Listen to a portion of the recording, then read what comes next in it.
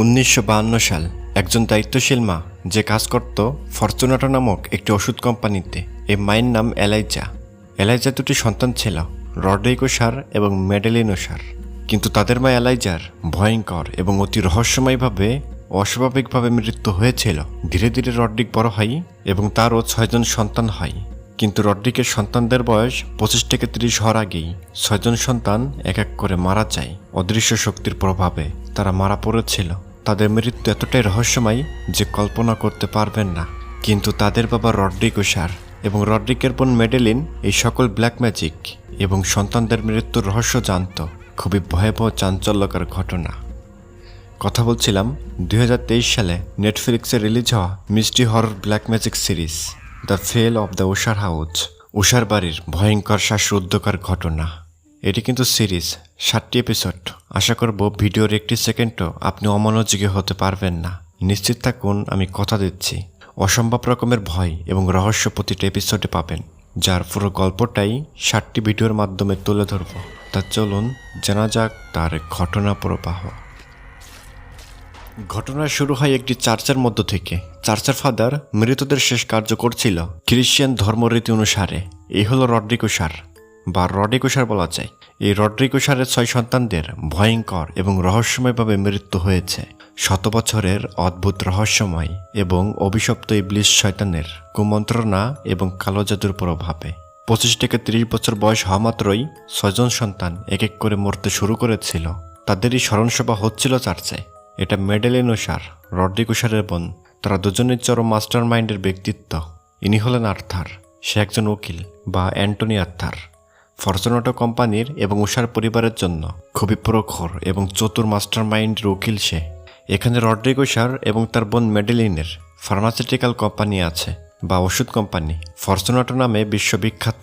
তাদের ফার্মাসিউটিক্যাল ফরচুনাটোই এক ধরনের বিশেষ ব্যথানাশক মেডিসিন তৈরি হয় এবং পুরো বিশ্বে রড্রিগ এবং মেডেলিনের ফরচুনাটো কোম্পানিটা ছিল সবচেয়ে বড় আধিপত্য ছড়িয়ে। ভুল সমালোচিত এবং অসংখ্য মামলায় জর্জরিত ফরচুনাটো কোম্পানি এবং উষার পরিবার। এখানে চার্চে বসে রড্রিগ দূরে একটা অবয়ব দেখতে পায় তার পেছনের দিকে, যেটা রড্রিগই শুধু দেখতে পারছে। এখানে রড্রিগের নাতনি লেনুর বলে, দাদা কি দেখছো, কি জন্য ভয় পাচ্ছ হঠাৎ? তার রড্রিগ কোনোই জবাব দিল না তার নাতনি লেনুরের কথায়। এরপর দৃশ্য পরিবর্তন হয়ে যায় এবং দেখা যায় একজন সরকারি উকিল। এই উকিলটার নাম আগস্টের ডিপেন। রড্রিগো সার এবং মেডেলিনো সারের ফার্মাসিউটিক্যাল ফরচুনাটো কোম্পানির ওষুধ খেয়ে অসংখ্য মানুষ মারা গেছে এবং নেশাগ্রস্ত হয়ে গেছে তারা। এজন্য ফরচুনাটো কোম্পানির উপর সরকারি মামলা হয়ে গেছে।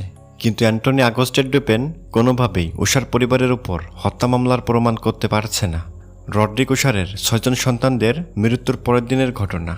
ফরচুনাটো কোম্পানির মালিক রড্রিগো সার অ্যান্টনি আগস্টের ডিপেনকে কল করে জানিয়েছিল, ডিপেন তুমি আমার পুরাতন বাড়িতে আসো। আজ রাতে তোমাকে এমন রহস্যময় ভয়ানক সত্য ঘটনা জানাবো যাতে করে তুমি আমার বিরুদ্ধে মামলা জিততে পারবে। রড্রিগো সারের কল পেয়ে ডিপেন তো সিদ্ধান্ত নিয়েছিল সে দেখা করতে যাবে রড্রিগের কাছে। এভাবেই ডিপেন ট্যাক্সি করে রড্রিগো সারের পুরাতন বাড়ির সামনে চলে গিয়েছিল এবং জায়গাটা ছিল শুনশান, পরিত্যক্ত, এমন একটি নিরিবিলি নিস্তব্ধতায় আচ্ছন্ন। ডিপেন তো ভেতরে যায়। আগে থেকেই অপেক্ষা করছিল রড্রিগো সার। ডিপেন জানাই, বলো রড্রিগ, কি জন্য আসতে বলেছ আমাকে?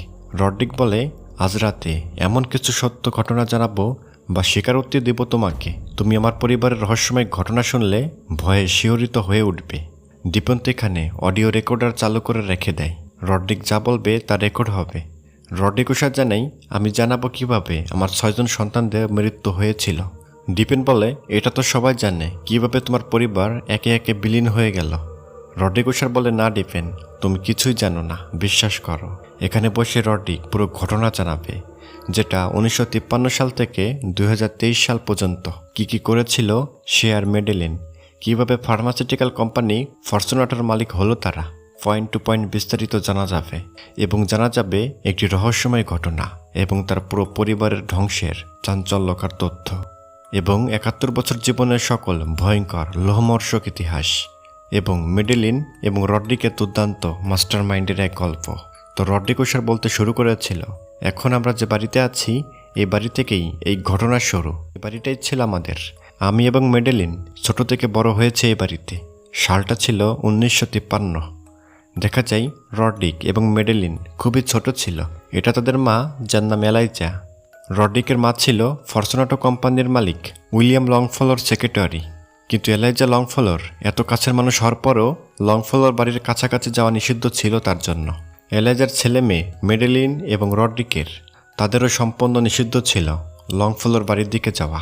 তবে রডরিক এবং মেডেলিন তো ছোট, তারা কিন্তু লুকিয়ে লুকিয়ে লংফেলোর বাড়িতে ঢুকতে পেরেছিল, যেহেতু তার মা এখানে কাজ করত। কিন্তু লংফেলো বারবারই প্রচণ্ড ক্ষিপ্ত হয়েছিল এলাইজার উপর, কেন তার সন্তানরা এখানে চলে আসে। এজন্য বকাবকি করা হয় এলাইজাকে। এজন্য এলাইজা তার সন্তানদের বাড়িতে ফিরিয়ে নিয়ে যাচ্ছে। তবে মেডেলিন চরম ঘৃণা করত ফরচুনাটো কোম্পানির মালিক উইলিয়াম লংফেলোকে। এইবার জানা যায় মেডেলিন এবং রডরিক ছিল লংফেলোর সন্তান, মানে এলাইজার সাথে সম্পর্ক করে রডরিক এবং মেডেলিনের জন্ম হয়েছিল। কিন্তু লংফেলো কখনোই এলাইজা এবং তার সন্তান রডরিক এবং মেডেলিনকে মেনে নেয় না। এটাই ছিল মেডেলিন এবং রডরিকের সবচেয়ে বড় দুঃখ এবং ক্ষোভ। এভাবেই 9টা বছর কেটে যায়। এখন সালটা 1962। রডরিক এবং মেডেলিন বড় হয়ে গেছে মোটামুটি। তবে তাদের মা এলাইজা মারাত্মকভাবে রোগে আক্রান্ত হয়ে পড়েছে এতদিনে।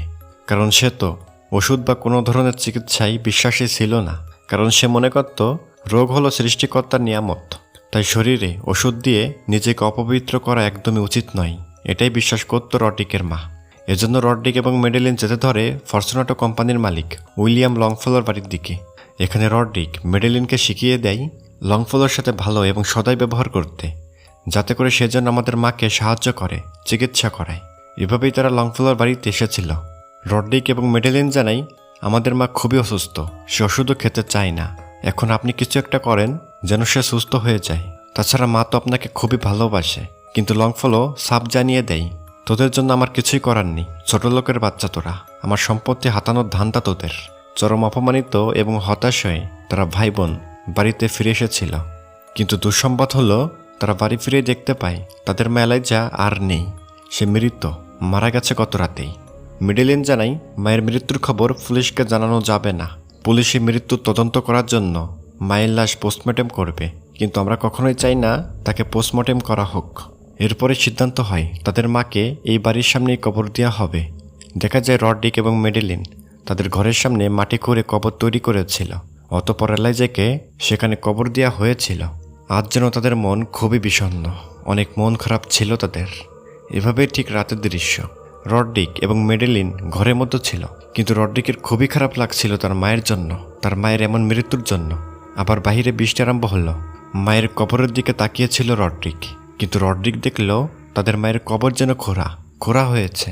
মনে হচ্ছে লাশটা যেন কবরের মাটি সরিয়ে বের হয়ে গেছে কোথাও। মেডেলিন এবং রডরিক তো বাইরে বের হলো ব্যাপারটা দেখতে, কোথায় গেল কবরে থাকা লাশটি। কিন্তু রডরিক লক্ষ্য করল কবর থেকে বের হওয়া অবয়বের পায়ের ছাপ ঘরের দিকে যাচ্ছে। মনে হচ্ছে লাশটা হেঁটে হেঁটে ঘরের মধ্যে ঢুকেছে। তারা তো ঘরের মধ্যে প্রবেশ করেছিল। সত্যই কি তাদের মা বেঁচে গেল কিনা? তবে রডরিক এবং মেডেলিন দেখল তাদের মা তো সত্যই ঘরের মধ্যে, কিন্তু সে যেন বশীভূত, পজেসড কোনো একটি শক্তি দ্বারা। এভাবে গলা টিপে ধরেছিল রডরিকের। মেডেলিন বলে, আমরা তো ভেবেছি তুমি মারাই গেছ, এজন্যই কবর দিয়েছি। কিন্তু মেডেলিন লক্ষ্য করল তাদের মা যেন কেমন নিথর, গম্ভীর, একটা মূর্তির মতো। কোনোই কথা না বলে এলাইজা ঘর থেকে বের হয়।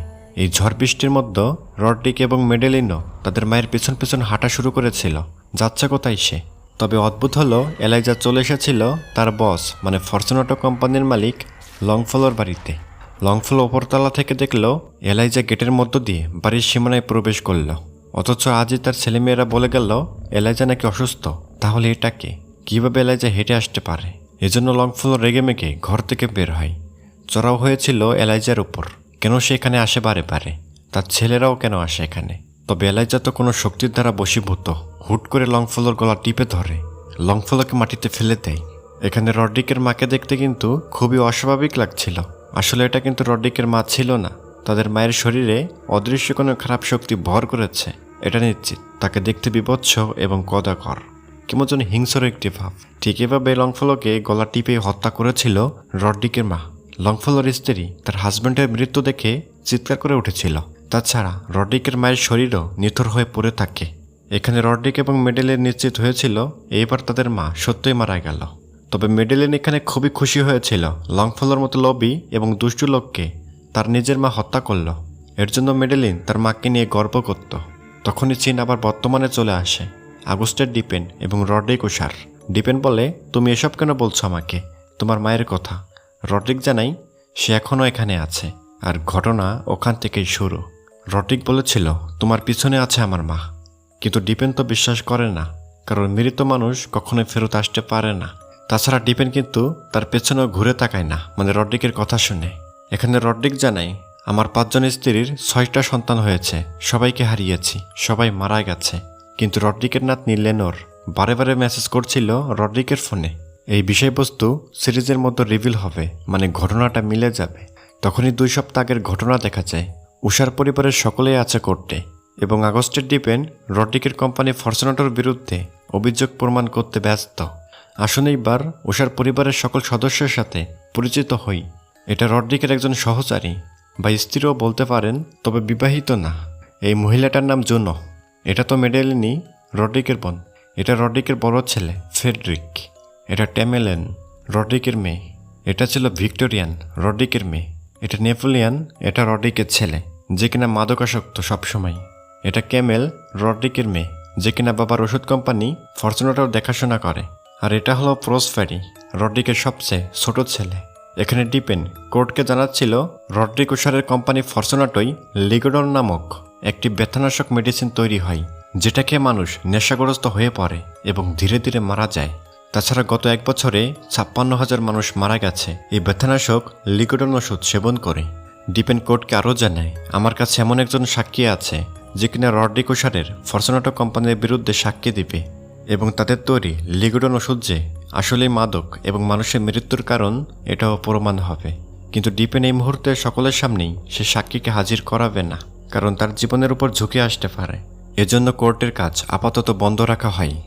পরের সিনে দেখা যায় ফ্রেডরিক এবং স্ত্রী মারেলো। মেয়ে লেনোর বলাবলি করছিল কে হতে পারে সে বিশ্বাসঘাতক যে আমাদের কোম্পানির বিরুদ্ধে কোর্টে সাক্ষী দিবে। এদিকে টেমেলেনও চিন্তিত কে হতে পারে এমন বিশ্বাসঘাতক। এটা টেমেলেনের হাজব্যান্ড বিল। বিল এবং টেমেলিন একটি ফিটনেস কোম্পানি লঞ্চ করতে যাচ্ছে। তাদের নতুন কোম্পানির নাম হবে গোল্ড কাপ। তাছাড়া টেমেলিনের একটা সাইকো ভাব আছে, তা হলো টেমেলিন তার হাজব্যান্ডকে প্রতিদিন ভিন্ন নারীর সাথে ইন্টিমেট করায়। টেমেলিন এটা দেখে মজা পায়, কেমন একটি সাইকো ভাব। এদিকে ভিক্টোরিয়ান ছিল ডাক্তার গবেষক। তার বাবা রড্রিগো সার ভিক্টোরিয়ানকে $200 মিলিয়ন দিয়েছিল ভিক্টোরিয়ানের রিসার্চের ওপর। ভিক্টোরিয়ান এমন একটি হার্ট ডিভাইস তৈরি করবে যেটা মানুষের ভেতর থাকা মানে স্টক হার্টের মতোই কাজ করবে। মানে হলো কারো হার্ট যদি নষ্ট হয়ে যায় বা দুর্বল হয়ে যায়, ভিক্টোরিয়ানের তৈরি করা হার্ট লাগিয়ে বেঁচে থাকতে পারবে সে। এই হার্ট ডিভাইস নিয়ে রড্রিগো সারের বিশাল বড় পরিকল্পনা আছে। অন্যদিকে লিও ছিল মাদকাসক্ত এবং সে সবসময় গেম খেলেই সময় কাটাতো। লিওর একজন বন্ধু আছে যে সবসময় লিওর সাথে থাকে, মানে তারা গে স্বভাবের।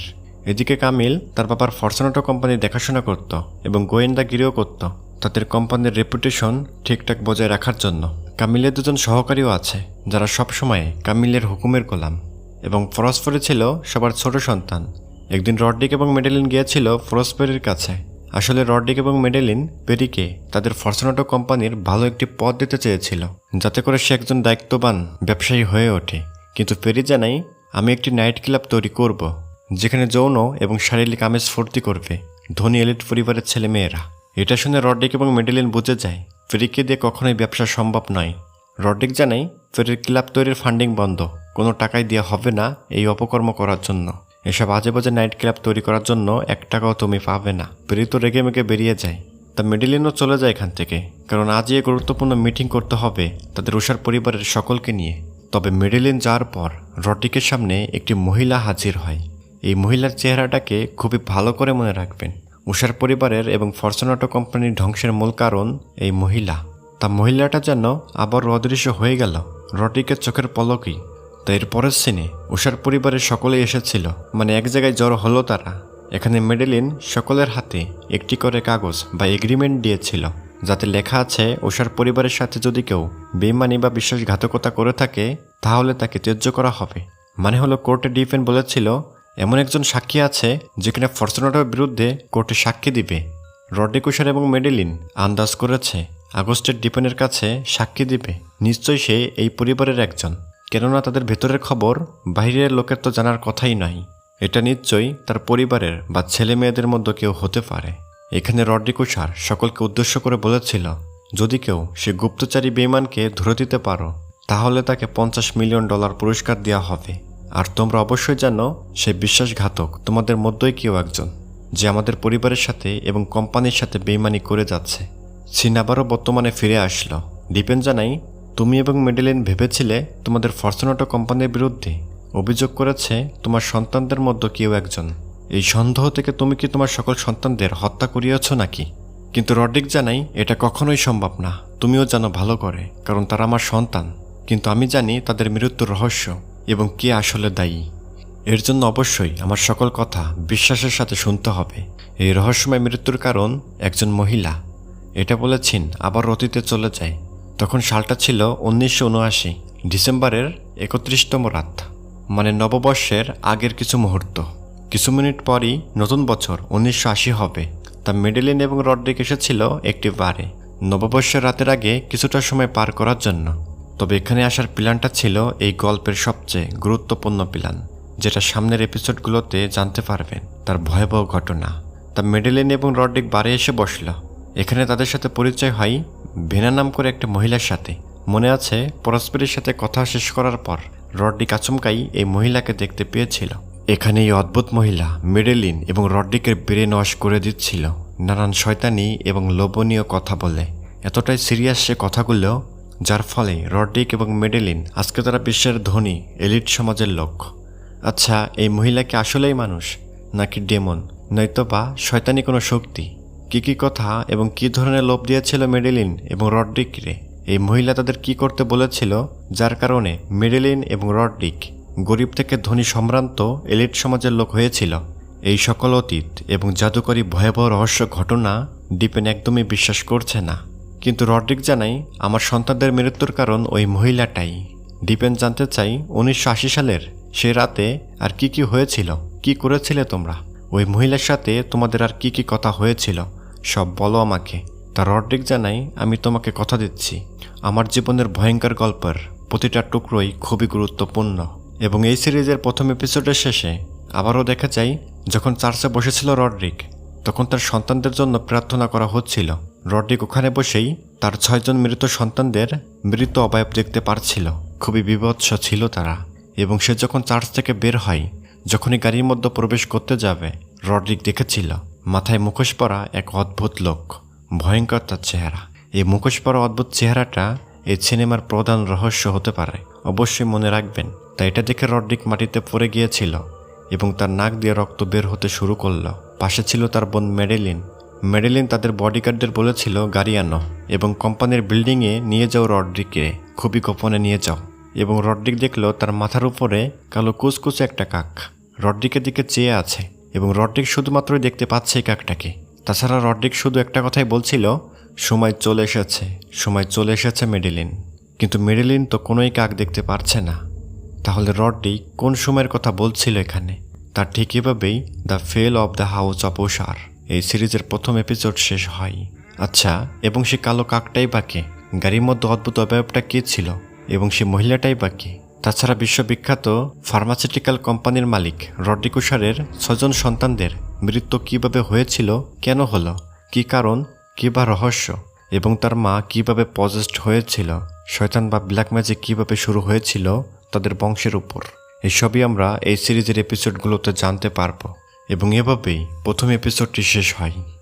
দ্বিতীয় পর্ব অর্থাৎ এপিসোড 2 আমরা দেখতে পাই 1979 সাল আগস্টের ডুপেন একটি কবরস্থানে এসেছে কিছু মৃতদেহ তদন্ত করার জন্য, যেগুলো কিনা ফরচুনেটো কোম্পানির ওষুধ খেয়ে এই মানুষগুলো মারা গিয়েছিল। কিন্তু হঠাৎই কবর থেকে সেই লাশগুলো গায়েব করা হয়েছে, কারণ লাশগুলোকে ময়না তদন্ত করলে তো ফরচুনেটো কোম্পানির বিষাক্ত ওষুধ সম্পর্কে ধরা পড়ে যাবে। কিন্তু আগস্টের ডুপেন দেখেছিল লাশটা নেই কবরে, তাই কিছু ফটো তুলেছিল ডুপেন এবং সেখান থেকে চলে যায়।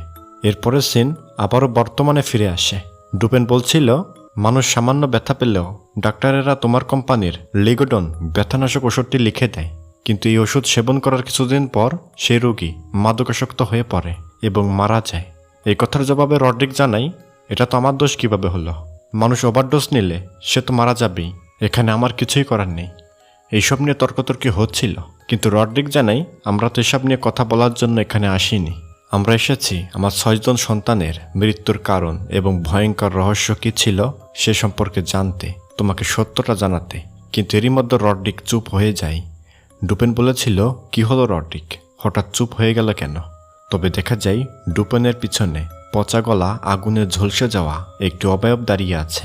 যদিও এটি স্পষ্ট করে দেখানো হয় না এই মুহূর্তে, কিন্তু কিছু একটা দাঁড়িয়ে আছে ওখানে, এটা বোঝা যাচ্ছে। তখন রড্রিক জানিয়েছিল, আমার ছেলেদের মধ্যে সর্বপ্রথম প্রসপরি মারা গিয়েছিল। রড্রিক বলতে শুরু করে প্রসপরি কেমন ছিল, কি তার স্বভাব, কেন তার মৃত্যু হয়েছিল ভয়ঙ্কর জাদুর কবলে। এভাবে রড্রিক ডুপেনকে বলতে শুরু করে। দেখা যাচ্ছে পেরি এবং তার বন্ধুরা নেশা করে উলঙ্গ অবস্থায় পড়ে আছে। খানিক পর এখান থেকে উঠে পেরি তার সবচেয়ে কাছের বন্ধুদের কাছে যায়। আলাপ করছিল তার বাপ তাকে কি কি সুযোগ সুবিধা দিয়েছে, বিজনেস করার জন্য পুঁজি কাকে কত দিয়েছে, এসবই কথা হচ্ছিল। এরই মধ্যে পেরির আপন ভাই ফ্রেডরিক মেসেজ করেছিল তাকে। এখনই ফেরি যেন গুরুত্বপূর্ণ মিটিংয়ে এসে জয়েন করে তাদের দ্বিতীয় অফিসে। এদিকে দেখা যায় ফ্রেডরিক বসে আছে, অ্যান্টনি আর্থারও আছে এখানে এবং বেশ কিছু আইনের লোক। পেরিও সেখানে চলে এসেছিল, কিন্তু এখানে থাকা আইনের লোকদের কথা ফেরি বুঝতে পারে না। তাদের অভিযোগ ছিল ফরচুনাটো কোম্পানির ওষুধের ফ্যাক্টরিতে অনেক ধরনের মাদক পাওয়া গেছে। এই আইনের লোকগুলো ধারণা করছে ফরচুনাটো কোম্পানিতে এভাবেই মাদকাসক্ত মেডিসিন তৈরি করা হয়। কিন্তু ফ্রেডরিক এসব অস্বীকার করেই যাচ্ছে, ওইসব ফ্যাক্টরি আমাদের না। কিন্তু এরই মধ্যে পেরি বলে ফেলে যে ওগুলো তো আমাদেরই। এটা শুনে ফ্রেডরিক এবং অ্যান্টনি আর্থার তো রেগে যায়, অবাক হয়ে যায় প্রসপেরি এটা কী বলল। এজন্য ফ্রেডরিক তার ছোট ভাই পেরিকে আলাদা ডেকে নিয়েছিল এবং জানাই, তুই একটা কথাও বলবি না, সম্পূর্ণ চুপ থাকবি ওদের সামনে, শুধু বসেই থাকবি, নয়তো আমরা চরমভাবে ফেসে যাব। তো এভাবেই বাকি মিটিং শেষ করা হয়। কিন্তু এখানে কিছু ফ্যাক্টরির ছবি ছিল যেগুলো ফরচুনাটো কোম্পানির অধীনে। তবে পেরি এখান থেকে একটা ফ্যাক্টরিকে খুবই পছন্দ করে। মনে মনে এই ফ্যাক্টরির বিল্ডিংকে নিয়ে পেরি শয়তানি বুদ্ধি করে, মনে হচ্ছে কিছু একটা করবে সে এই বিল্ডিংকে নিয়ে। তা পরের দৃশ্যে দেখা যায় পেরি তার বন্ধুদের নিয়ে সে ফ্যাক্টরিতে চলে এসেছে, মানে অফিসে দেখা সেই ফটোর বিল্ডিংটা। পেরি এই বিল্ডিং নিয়ে যে প্ল্যান করছে তা হলো এখানে একটি প্রাইভেট পার্টির আয়োজন করা হবে, খুবই ধনী বা এলিট শ্রেণীর ছেলেমেয়েদের জন্য। এখানে বিশেষভাবে ইমেইলের মাধ্যমে ইনভাইট করা হবে তাদের বাছাই করা কিছু মানুষকে, এবং এই পার্টির জয়েন ফি হবে $10,000। এখানে নেশা করা এবং যৌন নোংরামি কাজবাজ করা হবে, এটাই তাদের প্ল্যান। তা প্ল্যান তো ফাঁকা, এখন শুধু ইনভাইট করা এবং ডেকোরেশন কাজ করাতে হবে এই ফ্যাক্টরির বিল্ডিংকে। তারা চলে যাচ্ছিল এখান থেকে, কিন্তু হঠাৎই পেরি লক্ষ্য করতে পারল এই বিল্ডিংয়ের একদম ছাদের উপরে লাল ড্রেস পরা একজন মহিলা দাঁড়িয়ে আছে, তাকিয়ে আছে পেরির দিকে। তবে চোখের পলকে মহিলাটা গায়েব হয়ে যায়, এগুলো কিন্তু খেয়ালে রাখবেন। অন্যদিকে ভিক্টোরিয়ান তার ল্যাবে একটি শিম্পাঞ্জির উপর তার গবেষণা করছিল, তার বানানো হার্ট ডিভাইসটা ঠিকঠাক কাজ করে কিনা। কিন্তু রিসার্চ করার এক পর্যায়ে এই বানরটা মারা যায়। তার বানানো হার্ট ডিভাইসটি এখন পর্যন্ত একটুও কাজের না, এটা প্রমাণিত হলো। তা খানিক পরে তার বাবা রড্রিক তাকে অফিসে ডাকে এবং জানতে চাই হার্ট ডিভাইস সফলভাবে কাজ করাতে পারলে কিনা। কারণ ভিক্টোরিয়ানের এই হার্ট ডিভাইস বানানোর প্রজেক্টের উপর $200 মিলিয়ন ইনভেস্ট করেছে তার বাবা রড্রিক উশার। যেভাবেই হোক ভিক্টোরিয়ানকে সফল হতেই হবে বলে দিয়েছিল তার বাবা। অন্যদিকে প্রসপেরি চলে যায় তার সৎ ভাই নেপোলিয়নের কাছে বা লিওর কাছে। পেরি জানাই, আমার ড্রাগস লাগবে পুরো $50,000। লিও জানাই, পাগল নাকি ভাই তুমি, আমি তোমাকে ড্রাগস দিতে পারি টুকটাক, কিন্তু আমি কোনো ড্রাগস সাপ্লায়ার না যে আমি তোমার পুরো পার্টির জন্য ড্রাগস দেব, এত ড্রাগস আমি পাবো কোথায়। কিন্তু অনেক বোঝানোর পরে লিও রাজি হয়। একজন সাপ্লায়ারের সাথে পেরির যোগাযোগ করিয়ে দিয়েছিল যাতে করে পেরি সেখান থেকে মেডিসিন কিনে নিতে পারে। তাহলে এবার পেরির পার্টির জন্য সব কিছু রেডি, শুধু এখন বাকি বিল্ডিংটা ডেকোরেশন কাজ সম্পূর্ণ করা এবং বাছাই করা মানুষদের পার্টিতে ইনভাইট মেইল করা। এদিকে কামিল টিভিতে নিউজ দেখছিল আগস্টের ডিপেন এবং অন্য লয়ার কথা হচ্ছিল ফরচুনাটো কোম্পানির বিষাক্ত ওষুধের মামলাটা নিয়ে। কামিল তো তাদের কোম্পানির গোয়েন্দা কাজ করে, তাই এসবই নিয়ে কথা হচ্ছিল তার সহকর্মীর সাথে। অন্যদিকে পেরির বিল্ডিংয়ে পার্টির জন্য ডেকোরেশন কাজ আরম্ভ করা হয়েছিল। লোকজন এসেছে, সকল কাজ করছিল, যেমন পানির লাইন, লাইটিং, মিউজিক, সকল ব্যবস্থা হচ্ছে। পেরি জানাই, যখন সবাই নাচানাচি করবে, পুরো উৎসাহিত থাকবে, ঠিক তখনই উপর থেকে ঝর্ণার মতো পানি পড়বে, ঠিক বৃষ্টির মতো মনে হবে, এবং তখনই যৌনমূলক কাজ করবে সবাই, মানে ওপেন সেক্স যাকে বলে। তখনই দৃশ্য আবারও বর্তমানে চলে আসে। রড্রিক বলছিল তার ছেলে প্রসপেরির কথা এবং ডিপেন মনোযোগ দিয়ে সব কথা শুনছিল, কিন্তু হঠাৎই রড্রিকের সামনে খুবই ভয়ঙ্কর বিভৎস কদাকর একটি চেহারা দৃশ্যমান হয়। মনে হচ্ছে আগুনে ঝলসে গেছে এমন একটি অবয়ব। কিন্তু ডুপেন তো দেখতে পাচ্ছে না, শুধু রড্রিকই দেখছে। ডুপেন জানাই, কি হলো, থেমে গেলে কেন রড্রিক? তখনই রড্রিক বলে, এ কিছু না। এবং রড্রিক তার পুরো গল্প আবারও বলতে শুরু করেছিল। এবার ঘটনা চলে যায় 1978 সালে। রড্রিক কিভাবে আজ এত ধনী হলো এবং কিভাবেই তারা ব্ল্যাক ম্যাজিকের করুণ ভয়ঙ্কর এই বিপদের মধ্যেও তারা ফেসে গিয়েছিল তা দেখা যায়। রড্রিক একটি অফিসে বসে আছে। এটা ছিল একটি ওষুধ কোম্পানি। এই কোম্পানিটাই কিন্তু ফরচুনেটো কোম্পানি। তখনও কিন্তু রড্রিক এই কোম্পানির মালিক হয়েছিল না। তার ছোট একটি চাকরির আশায় বসেছিল সে। রড্রিকের একটি চাকরি দরকার। বলে রাখা ভালো, রড্রিক মেডিসিন বিশেষজ্ঞ ছিলেন। তখনই রড্রিক এই অফিসের স্যারকে বলেছিল, আপনার ব্যথা হলে কি কি ওষুধ খান আপনি? কয়েকটি ওষুধের নামও বলেছিল রড্রিক। বস কিন্তু বিরক্ত হচ্ছিল তার এইসব অযৌক্তিক কথাবার্তায়।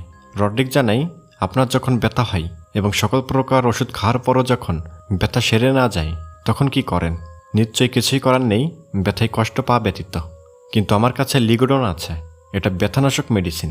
রড্রিক তার সাথে আনা কিছু স্যাম্পল বসকে দেখিয়েছিল। রড্রিক তো বলেই যাচ্ছে তার ওষুধের সকল পার্শ্ব প্রতিক্রিয়া এবং কি কি কাজ করে।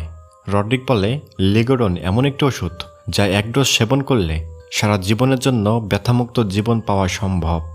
বসকে সে পামাচ্ছিল এবং বলছিল, এই লিগোডন এমন এক জায়গায় আপনাকে নিয়ে যাবে বা এই ফরচুনেটো কোম্পানিকে নিয়ে যাবে যা পুরো বিশ্বে সফলতার গল্প ছড়াবে।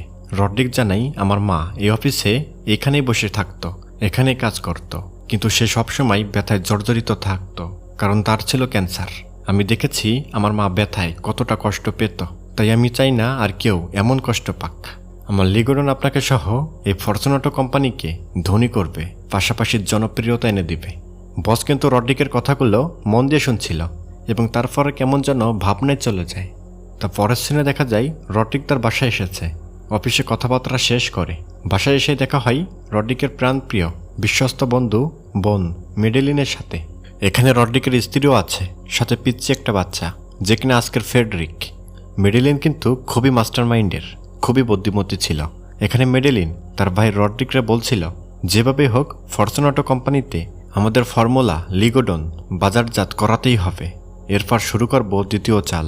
এই ফরচুনেটো কোম্পানিটার মালিক বানাবো রড্রিক তোমাকে। এখান থেকে দৃশ্য আবারও বর্তমানে চলে আসে এবং দেখা যায় মেডেলিন কিন্তু এখন বয়স্ক হয়ে গেছে।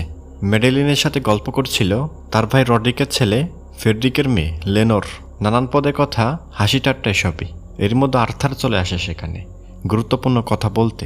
এজন্য লেনোর বলে, আমার দাদার সাথে কথা আছে, যাচ্ছি, তোমরা কথা বলো।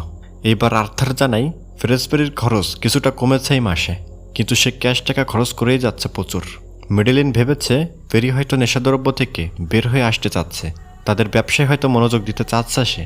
এদিকে পেরি এসেছিল তার আপন ভাই ফ্রেডরিকের বাড়িতে।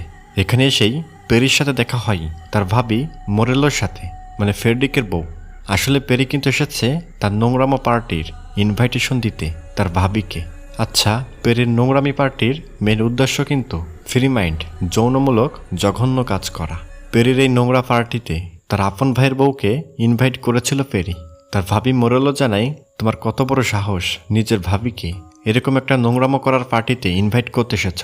পেরি তখন মোরেলোকে শান্ত করে জানায়, সকলে মুখে মাস্ক পরিহিত অবস্থায় থাকবে, কেউ কারো চেহারা দেখতে পারবে না, ইচ্ছামতো মেলামেশা করতে পারবে।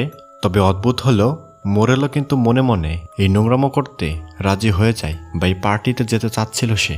এজন্য পেরির ইনভাইটে সে রাজি হয়ে যায়। এজন্য পেরি তাকে একটি নতুন মোবাইল দিয়ে জানাই এই ফোনে মেসেজের মাধ্যমে জানিয়ে দেওয়া হবে কখন কোথায় যেতে হবে। এভাবেই পেরি সেখান থেকে চলে যায়। এদিকে টেমেলেনো সার অর্থাৎ রড্রিক সারের বড় মেয়ে টেমেলেন ছিল এক ধরনের অদ্ভুত সাইকো।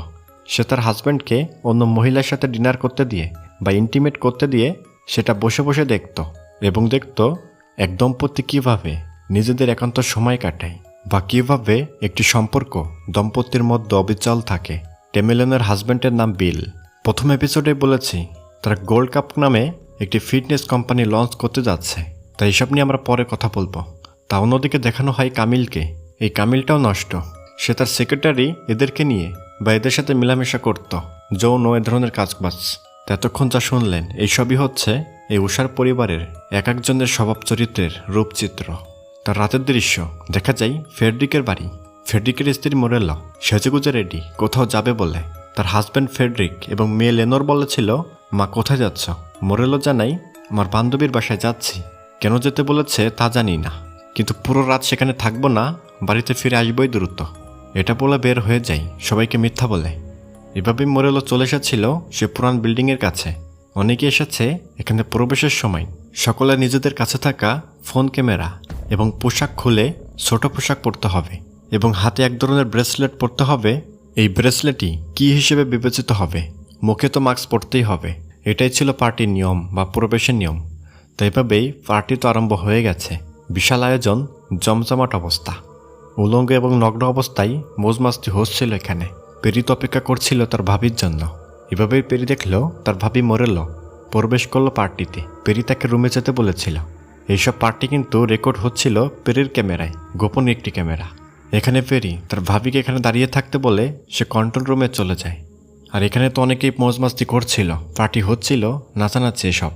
আচ্ছা, এখানে মোরেলো তো অপেক্ষা করছিল পেরির জন্য, একান্ত সময় কাটাবে বলে।